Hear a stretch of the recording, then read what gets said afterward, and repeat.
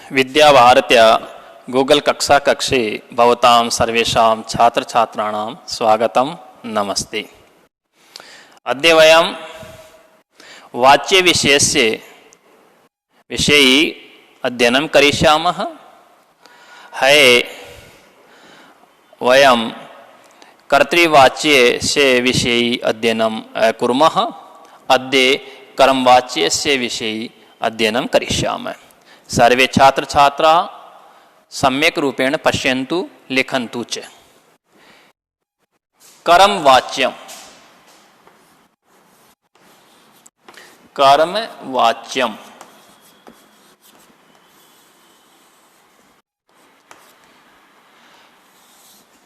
यहाँ नाम से स्पष्ट हो रहा है कि कर्म की प्रधानता, कर्मवाच्य में कर्म की प्रधानता होती है। जैसे कर्तृवाच्यम, तो वहाँ कर्तृ शब्द आ गया, तो कर्तृ का मतलब कर्ता, तो वहाँ कर्ता की प्रधानता है। कर्मवाच्यम या कर्म आ गया तो कर्म की प्रधानता है होती है। जिसमें जिसकी प्रधानता होती है उसमें प्रथमा विभक्ति आती है। जैसे कर्तृवाच्य में कर्ता की प्रधानता है तो वहाँ कर्ता में प्रथमा विभक्ति हुई। यहाँ कर्मवाच्यम या कर्म की प्रधानता है तो कर्म में प्रथमा विभक्ति होगी। इसका सूत्र इस प्रकार से है, एक बार सभी देखो। कर्मवाच्यम कर्ता में तृतीया विभक्ति, तृतीया विभक्ति।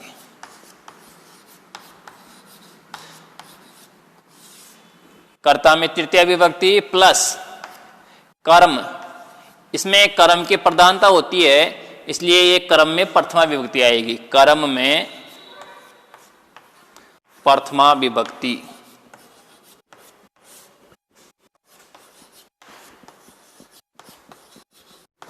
कर्म में प्रथमा विभक्ति, कर्ता में तृतीया विभक्ति, कर्म में प्रथमा विभक्ति प्लस क्रिया।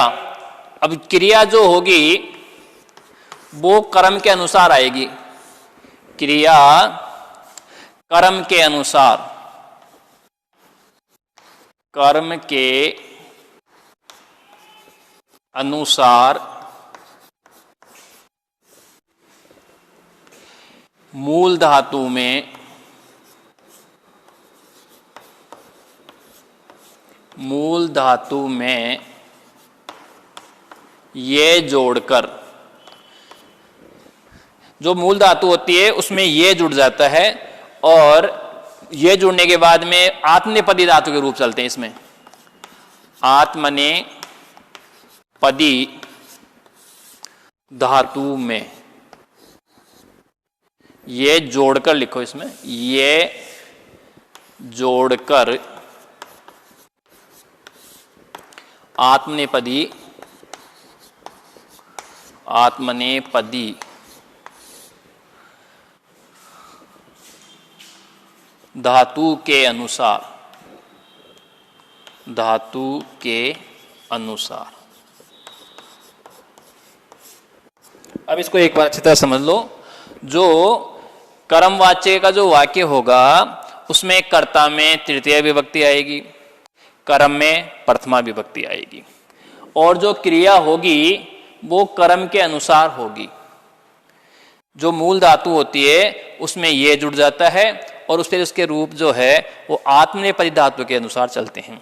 जैसे आत्मनेपदी धातु के रूप जैसे सेव धातु है तो सेवते, सेवेते, सेवन्ते, ऐसे रूप से लेंगे।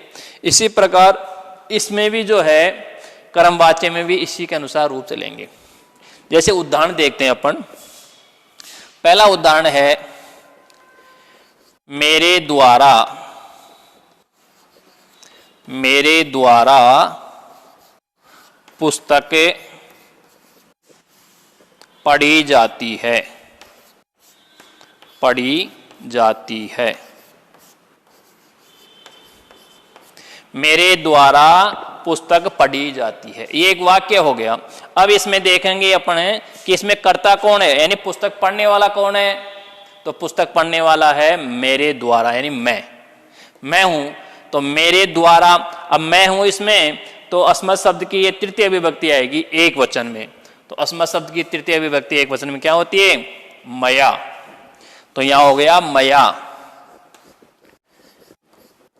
मया पुस्तकम। अब यहां पुस्तक कर्ता कर्म है, तो कर्म में प्रथमा विभक्ति आएगी, कर्म में प्रथमा विभक्ति आएगी। तो पुस्तक की प्रथमा विभक्ति एक वचन होती है पुस्तकम, यानी नपुंसकलिंग रूप होने के कारण प्रथमा और द्वितीय विभक्ति दोनों एक जैसे ही चलती है, इसलिए अपन पुस्तक इसको लिखेंगे पुस्तकम। तो ये हो गया मया पुस्तकम, मया पुस्तकम। अब पढ़ी जाती है, इसमें मूल धातु क्या है? पठ। पठ मूल धातु हो गई, तो पठ तो हो गई मूल धातु। सूत्र के अनुसार देखना है अपन को, मूल धातु हो गई पठ, मूल धातु में ये जोड़ करके, तो मूल धातु हो गई पठ, इसमें ये जोड़ दिया। उसके बाद में इसके रूप चलेंगे आत्मनेपदी के अनुसार। अब ये एक वचन है तो एक वचन हो जाएगा सेवते, तो पठ ये ते, पठयते, ये रूप हो गया। तो ये इसकी क्रिया हो गई कर्म के अनुसार, मया पुस्तकम पठयते, ये कर्मवाच्य का वाक्य बन गया।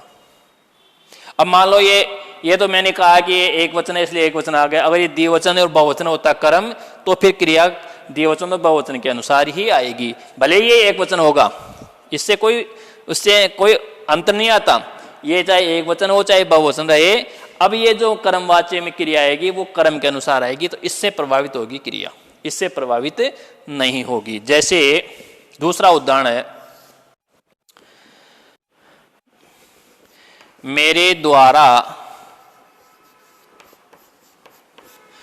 द्वारा पुस्तकें पढ़ी जाती है, पुस्तकें पढ़ी जाती है, मेरे द्वारा पुस्तकें पढ़ी जाती है। अब यहाँ पे जो पुस्तकें हैं वो बहुवचन है, बहुत सी पुस्तकें हैं, तो मेरे द्वारा तो ये तो एक वचन ही रहेगा, तो यहाँ तो हो गया मया, मया पुस्तकें, तो पुस्तकम, पुस्तके, पुस्तकानी, प्रथमा का बहुवचन, तो ये हो गया पुस्तकानी, पुस्तकानी, ठीक है, ये प्रथमा का बहुवचन हो गया पुस्तकानी। अब जो क्रिया आएगी वो इस पुस्तकानी के अनुसार आएगी, तो ये बहुवचन है, तो बहुवचन की क्रिया हो जाएगी, मूल धातु है पठ, पठ ये जोड़ा और बहुवचन में हो गया ते, पठयन्ते, मया पुस्तकानी पठयन्ते, मया। अब जैसे मान लो दूसरा वाक्य हो, मेरे द्वारा ग्रंथ पढ़े जाते हैं, पढ़े जाते हैं। तो यहां ग्रंथ बहुवचन है, लेकिन ग्रंथ यहां पे पुल्लिंग है, इसलिए पुल्लिंग की जो प्रथमा विभक्ति होगी वो क्या होगी? ग्रंथा। राम है रामौ रामः, ग्रंथ है ग्रंथौ ग्रंथा। तो ये हो गया मया ग्रंथा, प्रथमा का बहुवचन ग्रंथा, अब बहुवचन आएगा पठयन्ते।